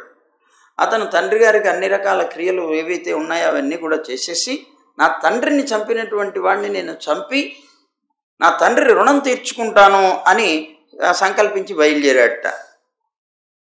కఠోరమైనటువంటి తపస్సు చేశాట. చేసి మహాదేవుణ్ణి ఆరాధించాట అతను. ఎందుకు? నాకు నేనుగా చంపడానికి బలం లేదు, నా తండ్రిని చంపినటువంటి అతన్ని చంపాలి అంటే నేను ఏదో తపస్సు చేయాలనుకుని తపస్సు చేసి శివుడి యొక్క బలాన్ని పొందాడు, అనుగ్రహాన్ని పొందాట. దానికి కాశీకి అవిముక్త క్షేత్రము అని పేరుట. అవిముక్త క్షేత్రం అంటారు. దానికి నాయకుడైనటువంటి ఈ శివుడు సంతోషపడ్డాడు ఇతను చేసిన తపస్సుకి. వెంటనే వచ్చి నీకేం వరం కావాలో కోరుకో అన్నాడు. నా పితృహంతకుడైనటువంటి వాడు ఎవరైతే ఉన్నారో అతన్ని చంపాలి, నేను ఆ వరాన్ని నాకు ప్రసాదించమన్నాడు. మహాదేవుడు అన్నట్ట, సరే నువ్వు ఋత్విక్కులైనటువంటి బ్రాహ్మణులతో కలిసి అభిచార హోమం చేయి అన్నాడు. అభిచార హోమాన్ని చేసి దక్షిణాగ్నిని నువ్వు సేవించన్నాడు.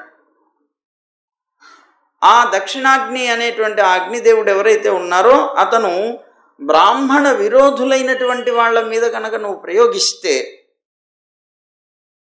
ప్రమద గణాలతో వచ్చి నీ యొక్క అభిష్టాన్ని నేను తీరుస్తానన్నాడు. ఏమన్నాడు అగ్నిదేవుడు అంటే, నువ్వు తపస్సు అభిచార హోమం చేస్తే ఆ అభిచార హోమంలో ఉండేటువంటి దక్షిణాగ్ని అనేది ఉంటుంది, ఆ దక్షిణాగ్ని సేవించు. ఆ అగ్నిదేవుడు ఆ అగ్నిదేవుడిని నువ్వేం చేయాలి, బ్రాహ్మణ విరోధులైనటువంటి వాళ్ళ మీదకి నువ్వు వదలాలి. నువ్వు కనుక బ్రాహ్మణ విరోధులైనటువంటి వారు నీకు శత్రువు అయితే అతని మీద నువ్వు వదిలితే వెంటనే ఇది వెళ్ళి వాళ్ళని భస్మం చేస్తుంది. దానికి నేను కూడా నా ప్రమదగణాలతో వచ్చి నీకు సహకరిస్తాను అన్నాడు.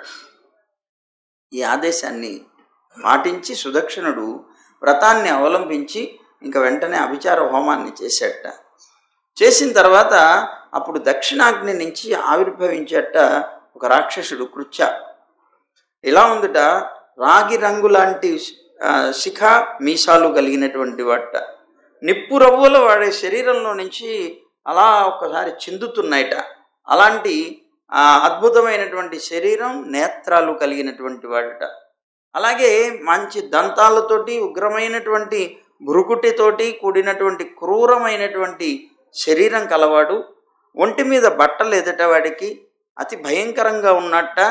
మూర్తి భవించినటువంటి అగ్నిలాగా బ్రహ్మాండంగా ప్రకాశిస్తూ అతను త్రిశూలాన్ని పట్టుకున్నట్ట.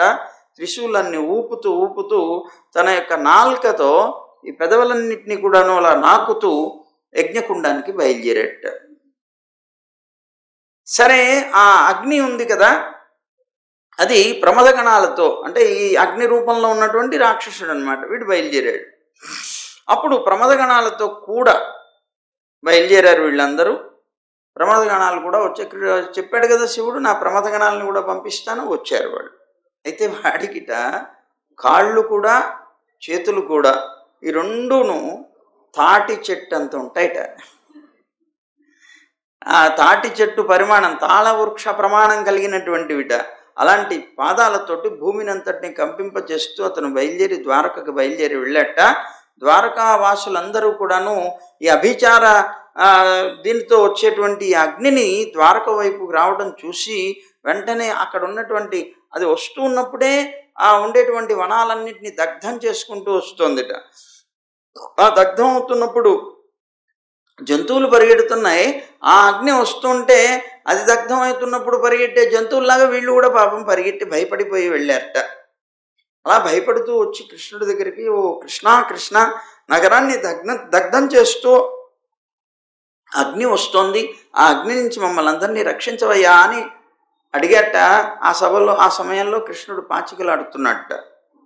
ఆ పాచికల్లో నిమగ్నమైనటువంటి కృష్ణుడి దగ్గరికి వెళ్ళి వీళ్ళందరూ కూడా అంటే, అదేమిటండి కృష్ణుడు ఎప్పుడు పాచికలాడుతూ ఉంటాడు అని. అసలు ఆయన ఆడే ఆటే అది మనందరితో చదరంగానే ఆడతాడు. మనందరం పావులం కదా. మరి ఆయన మన ఈ పావుల్ని ఇక్కడ అక్కడ అక్కడ ఇక్కడ అక్కడ ఇక్కడ పెడుతూ దాన్ని ఓడించి దీన్ని గెలిపించి ఆనందించి ఇవన్నీ చేసేది. అందుకనే ఎప్పుడు పాచికలాటలోనే కనిపిస్తాడు కృష్ణుడు.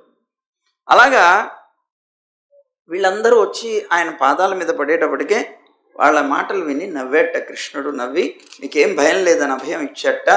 ఇచ్చిన తర్వాత ఆ కృష్ణుడు వెంటనే తన దగ్గర ఉన్నటువంటి సుదర్శనం, తన పక్కన ఉన్నటువంటి సుదర్శనాన్ని వదిలేట, ఆదేశించట, వెళ్ళు దాని సంగతి ఏమిటో చూడుపో అని. అనగానే కోటి సూర్య ప్రకాశం కలిగినటువంటిదిట ఆ సుదర్శనం. ప్రళయాగ్నిలాగా ఉంటుందట దాని నుంచి వచ్చేటువంటి అగ్ని జ్వాల. అలాంటి అస్త్రమైనటువంటి సుదర్శనం తన యొక్క తేజస్సుతో ఆకాశాన్ని, దిగ్మండలాన్ని, స్వర్గ మత్స్యాలు అన్నిటినీ ప్రకాశింపజేస్తూ వెళ్ళి ఆ అగ్నిని పీడించిందిట చాలా భయంకరంగా. ఈ అస్త ప్రభావం చేత ఆ అభిచారక కృత్యాగ్ని ఏదైతే ఉందో అదంతా కూడా నశించిపోయిందిట.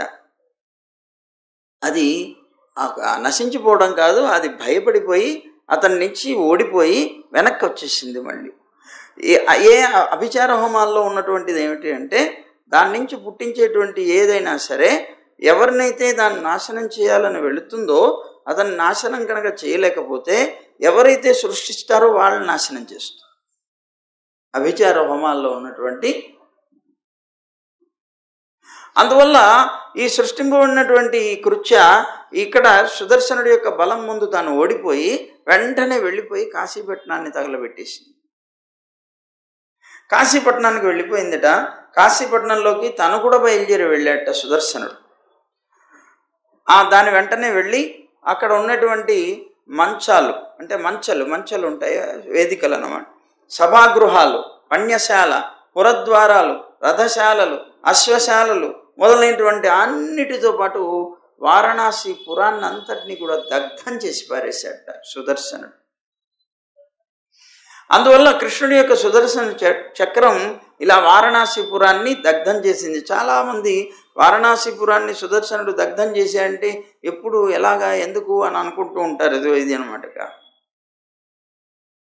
వెంటనే అలా భస్మం చేసి సుదర్శనుడు మళ్ళీ కృష్ణుడి దగ్గరికి వచ్చేసేట.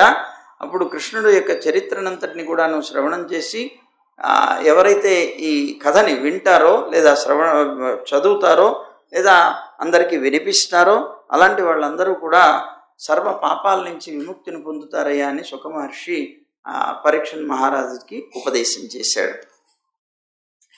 చేసిన తర్వాత ఇక బలరాముడు ద్వివిధుడు అని చెప్పబడేటువంటి ఒక రాక్షసుణ్ణి సంహరిస్తాడు. ఆ ద్వివిధుడు అనేటువంటి వాడెవడు? వీడు నరకాసురుడి యొక్క మిత్రుడుట. శుక మహర్షి చెప్తున్నారైతే పరీక్షణ్ మహారాజు అడుగుతున్నారు, మునివరా, విచిత్రమైనటువంటి చరిత్ర కలిగినటువంటి వాడు అనంతుడు, అంటే ఆదిశేషుడు. ఆయన యమునని ఆకర్షించాడు అని చెప్పావు. అంతటి అద్భుతమైనటువంటి బలపరాక్రమాలు కలిగినటువంటి ఆయన ఇంకేమైనా పనులు చేశారా? ఆయన యొక్క లీలలు కూడా కొన్ని వినాలనుంది, చెప్పండి అని అన్నారు. అంటే అప్పుడు ఆయన చెప్తున్నారు, నాయన, నరకాసురుడి యొక్క మిత్రుడు మైందుడు అనేటువంటి ఒక వానరుడు ఉన్నాడు. వానరుడు అతను, మైందుడని అతని పేరు. అతను నరకాసురుడికి చాలా గొప్ప మిత్రుడు.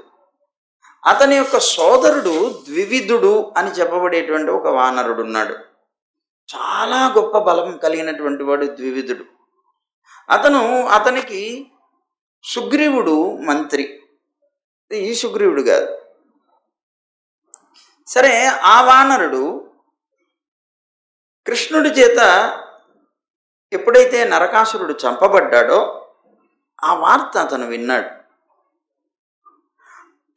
అతను స్నేహితుడు అవటం వల్ల, అన్నదమ్ములు ఇద్దరికి నరకాసురుడు స్నేహితుడు అవటం వల్ల ఈ ద్వివిధుడు కృష్ణుడు చేసినటువంటి కృత్యానికి గాను అతని యొక్క ద్వారకాపట్నాన్ని అంతటినీ నాశనం చేయాలనుకున్నాడు. అనుకుని వెంటనే ఏం చేశాడు, ఆ నరకాసురుడి యొక్క రుణం తీర్చుకోవాలి, స్నేహితుడు కదా, అందుకని అగ్నిని వెలిగించి ఆ ద్వారకాపట్నంలో ఉన్నటువంటి నగరాలు, గ్రామాలు, గోపాలుల యొక్క నివాసాలు అన్నిటినీ కూడాను దగ్ధం చేసి ఒక పెద్ద విప్లవాన్ని సృష్టించాడు. ప్రశాంతంగా నడుస్తున్నటువంటి ద్వారకాపట్నంలో ఓ పెద్ద అలజడి రేపాడు. సరే, ఒకరోజు ఈ వానరుడు పర్వతాలని పెకిలించట. ఆ పెకిలించి తన మిత్రుడి యొక్క శత్రువు అయినటువంటి కృష్ణుడిని చంపాలని అతని యొక్క దేశానికి వచ్చాడు. తగలబెట్టడం చేసేసిన తర్వాత వచ్చి ఆనర్త దేశం అంటారు దీన్ని, ఆనర్త దేశం. ఈ ఆనర్త దేశం అని చెప్పబడేటువంటి ఈ ద్వారకాపట్నాన్ని అంతటినీ కూడా పొడి పొడి చేసే ప్రయత్నం చేశాట. మళ్ళీ ఒకరోజు ఏం చేశాట, అతను 10,000 ఏనుగుల బలం కలిగినటువంటి వాడు ద్వివిధుడు, మామూలు వాడు కాదు. ఆ వానరుడు సముద్రంలోకి వెళ్ళేట. సముద్రంలో ఉన్నటువంటి జలం ఉంటుందే, తన యొక్క బాహువులతోటి, అంటే చేతులతోటి ఆ జలాన్నంతటినీ కూడాను ఈ తీరంలో ఉన్నటువంటి గ్రామాలన్నిటి మీదకి అలా చల్లెట్ట. అవన్నీ మునిగిపోయాయి సముద్ర జలాలతో. అలాంటి ద్వివిధుడు చాలా గొప్ప పరాక్రమవంతుడు అని చెప్తున్నారు. అలాంటి ద్వివిధుట ఒకసారి ఈ కార్యాలన్నీ చేస్తూ దీంతోపాటు మహర్షుల యొక్క ఆశ్రమాలకు వెళ్ళి ఆశ్రమంలో ఉండేటువంటి చెట్లని విరుస్తూ అక్కడ మలమూత్రాదులు వదులుతూ వారు చేసేటువంటి యజ్ఞయాగాదులన్నీ పాడు చేస్తూ తిరుగుతూ ఉండేవాడు. తుమ్మెద గనక ఆహారం కోసం అని కీటకాలన్నింటినీ కూడా ప్రోగు చేస్తుంది చూసారా, తన గూట్లో బంధించినట్లుగా ఇతను కూడా స్త్రీ పురుషులందరినీ కూడాను అపహరించుకొని తెచ్చి ఒక పర్వత గుహలో పెట్టేసి రాళ్లు కప్పేసేవాట. ఇలా దేశాన్నంతటినీ కూడాను ధ్వంసం చేసి కులస్త్రీలైనటువంటి వాళ్ళందరినీ కూడాను చెరచి తిరుగుతూ ఉండేటువంటి ద్వివిధుడు ఒక రోజున రైవత పర్వతం మీద ఓ అద్భుతమైనటువంటి గానం వినిపిస్తూ ఉంటే దానికి ఆకర్షితుడయ్యాట. ఆ పర్వతం మీదకి వెళ్ళాట. ఆ పర్వతంలో అద్భుతమైనటువంటి సౌందర్యంతో పద్మమాలను ధరించినటువంటి వాడు, స్త్రీలతో కూడుకున్నటువంటి వాడు అయినటువంటి వారుణి అనేటువంటి మద్యాన్ని సేవించినటువంటి బలరాముడు కనిపించాడు. బలరాముడిని చూశాడు. ఈ బలరాముడు గానం చేస్తున్నాడు. ఈ గానం లోకాన్ని మోహింపజేస్తోంది. అది విన్నాడు అన్నమాట. వెంటనే అక్కడికి వచ్చాడు. వచ్చి దుష్టుడైనటువంటి వానరుడు చెట్ల కొమ్మల మీదకి ఎక్కాట. ఎక్కి ఆ చెట్లను ఊపుతున్నట్ట, వీళ్ళు నిలబడినటువంటి చెట్టు మీదకి ఎక్కి ఊపుతున్నట్ట. ఊపుతూ వాడి యొక్క శరీరాన్ని ఆ బలరాముడికి చూపిస్తూ కిలకిలా కిలకిలా నవ్వుతున్నట్ట. సరే, బలరాముడి చేత పరిగ్రహింపబడి వచ్చినటువంటి స్త్రీలు, అక్కడ ఉన్నటువంటి వీళ్ళందరూ కూడాను ఈ కోతి చేష్టలు అంటారు కదా, కోతి చేష్టలను చూస్తే అందరికీ నవ్వు వస్తుంది కదా, పెద్దగా వాళ్ళందరూ కూడాను నవ్వుతున్నారట. సరే, అప్పుడు బలరాముడు ఏం చేశాట, ఈ అవహేళన చేస్తున్నటువంటి అతన్ని చూసి వెంటనే అతన్ని గదవాయించట. ఒక్కసారి గదవాయిస్తే అతను ఏం చేశాడు, అక్కడ ఉన్నటువంటి స్త్రీలందరికీ కూడా అతని యొక్క మలద్వారాన్ని ఆ మూత్రద్వారాన్ని చూపిస్తూ, చూడండి కోతులు చేస్తుంటే కొన్ని చేష్టలు చూసినటువంటి వాడిని కళ్ళు ఎగరేస్తూ ఉంటాయి.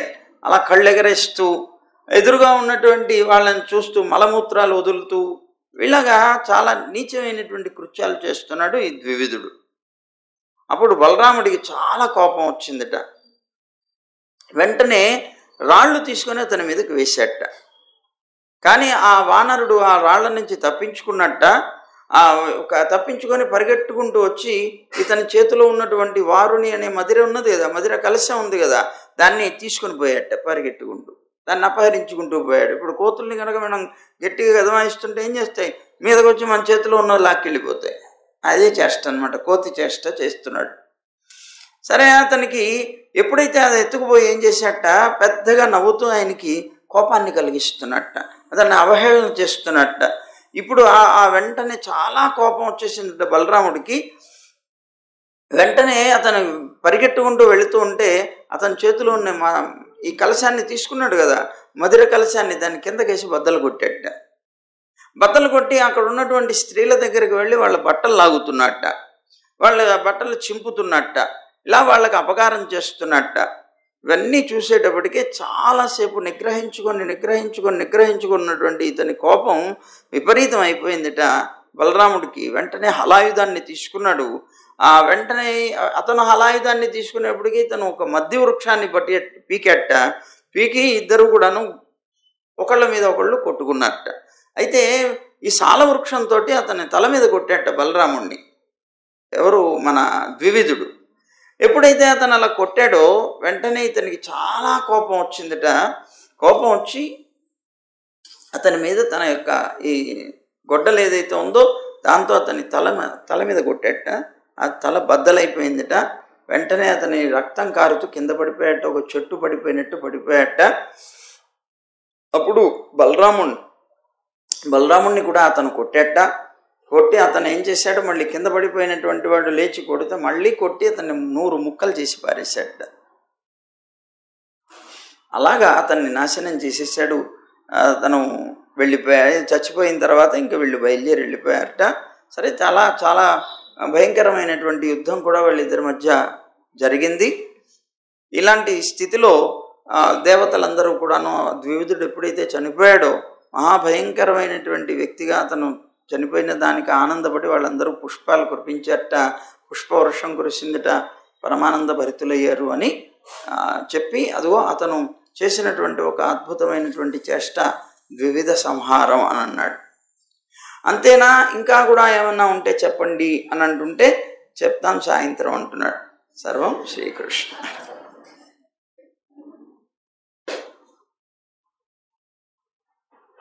గోవింద జయ జయ గోపాల జయ జయ,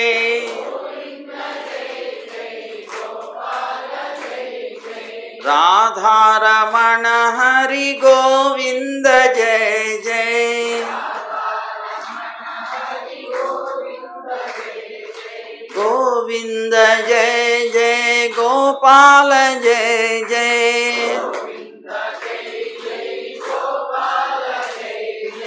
రాధారమణ హరి గోవింద జయ జయ,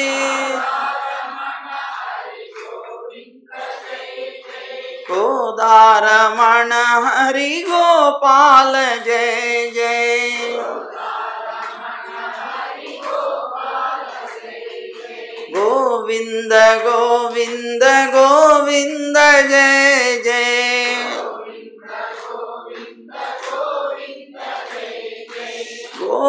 గోవర్ధనోద్ధార గోవింద జయ జయ,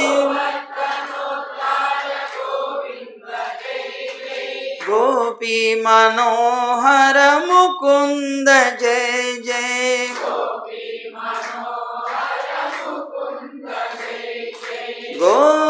గోవర్ధనోద్ధార గోవింద జయ జయ,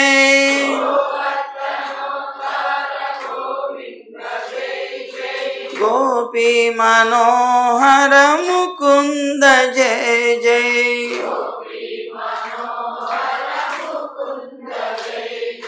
గోవింద జయ జయ గోపాల జయ జయ,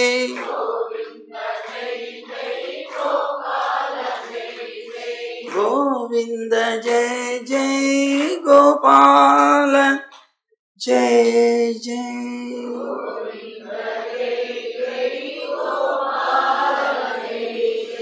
జై గోవింద, జై జై గోవింద, జై జై జై గోవింద, జై శ్రీమన్నారాయణ, జై జై శ్రీమన్నారాయణ, జై జై జై శ్రీమన్నారాయణ. సర్వం శ్రీకృష్ణార్పణమస్తు.